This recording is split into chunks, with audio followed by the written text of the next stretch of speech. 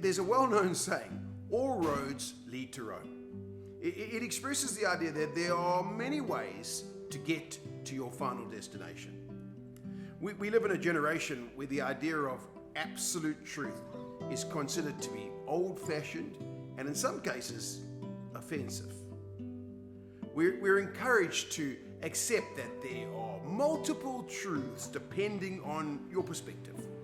If this is the case, then the progression of this idea is that there are many, many different ways in which we can participate in God's master plan. From a religious perspective, this belief is called Universalism, the idea that there are many potential saviors. We are using the Bible as our guidebook to understand God's master plan. And does the Bible teach that we can choose between multiple ways to participate in God's plan? Jesus says the following in John 14, I am the way, the truth, and the life. No one comes to the Father except through me. That's in John 14 and verse 6. This is quite an absolute statement. Having come to understand the plan of God more fully, having understood the essential role that Jesus plays in that plan, having seen that he is the only one who ever revealed God's glory perfectly, it makes absolute sense that he is the only way. Peter could not have made this point more clear than when he stood in front of the Jewish rulers of his time and said to them the following, recorded in Acts chapter 4. The stone you builders rejected, which has become the cornerstone, salvation is found in that stone, in no one else, for there is no other name under heaven given to mankind by which we must be saved.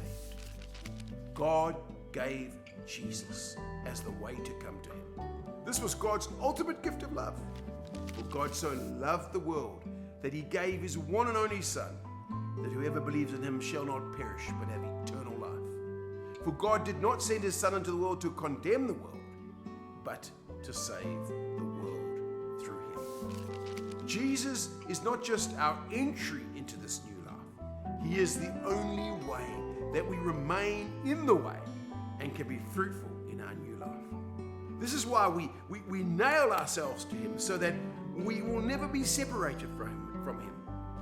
Jesus said, I am the vine, you are the branches. If you remain in me and I in you, you will bear much fruit. And apart from me, you can do nothing. Our attachment to Jesus now makes us attached to God himself. And so we become one, not only with each other, but also with Jesus and God. Jesus said, my prayer is not for them alone. I pray also for those who will believe in me through their message, that all of them may be one.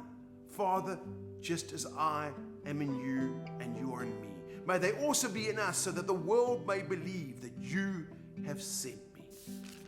Through Jesus, everything will be united again. He is the key to the master plan. He is the only